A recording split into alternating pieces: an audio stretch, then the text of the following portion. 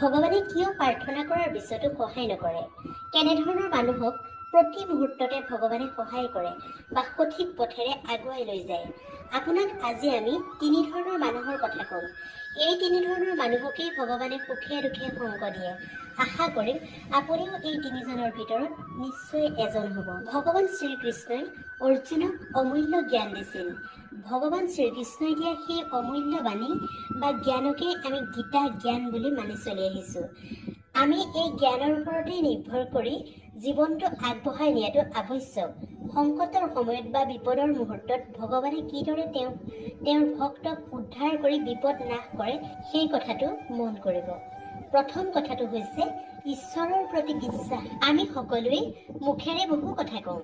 আমি কওঁ যে ভগৱানক আমি বহুত বিশ্বাস কৰোঁ। কিন্তু আপুনি লক্ষ্য কৰিলে দেখিব, যেতিয়া আমি বেয়া পৰিস্থিতিৰ সন্মুখীন হওঁ, নিজকে চম্ভালিব নোৱাৰা এক অৱস্থাৰ সন্মুখীন হওঁ বা আমাক যেতিয়া বিপদে সকলো ফালৰ পৰা হেঁচা মাৰি ধৰে, তেতিয়া কিন্তু ঈশ্বৰৰ ওপৰত থকা আমাৰ বিশ্বাস হেৰাই যায়। আমি জীৱনত সন্মুখীন হোৱা সকলো বেয়া পৰিস্থিতিৰ বাবে তেতিয়া ঈশ্বৰকে দোষাৰোপ কৰোঁ। এই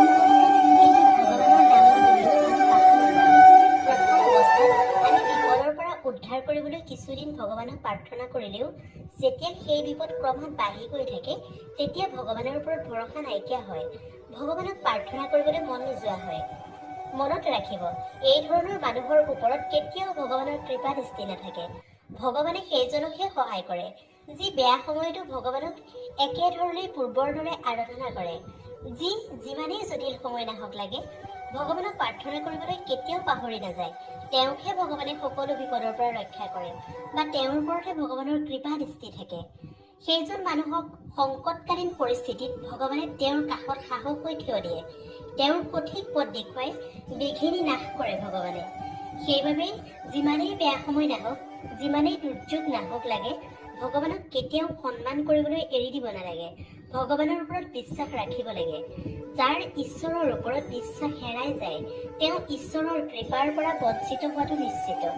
দ্বিতীয় কথাটো হৈছে সদায় ভগৱানৰ চৰণত শৰণ লৈ থাকিব লাগে।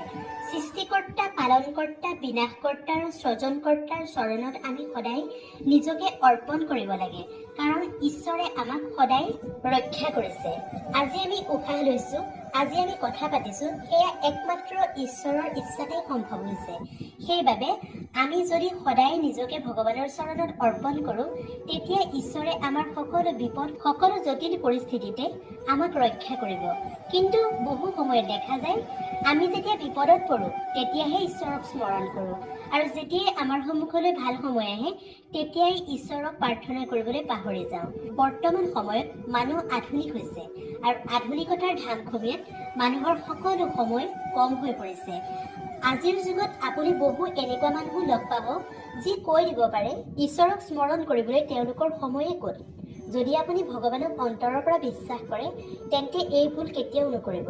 আমি দিনটোৰ কোনোবা নহয় কোনোবা এটা সময়ত অন্ততঃ 1 মিনিট হ'লেও ঈশ্বৰক স্মৰণ কৰাৰ এক অভ্যাস গঢ়ি তুলিব লাগে। সদায় এক নিৰ্দিষ্ট সময়ত নিজৰ ইষ্ট দেৱতাক স্মৰণ কৰিবলৈ চেষ্টা কৰিব লাগে।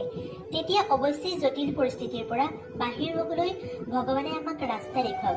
যিজনে সৰ্বদা ভগৱানক বিশ্বাস ৰাখি প্ৰতি খোজতে ভগৱানৰ নাম লৈ আগবাঢ়ে, যি সদায় ভগৱানৰ নামতে সকলো অৰ্পণ কৰি প্ৰতিটো কাৰ্যত আত্মনিয়োগ কৰে, এক প্ৰকাৰৰ এই ধৰণৰ মানুহ ঈশ্বৰৰ প্ৰিয় পাত্ৰ হৈ পৰে।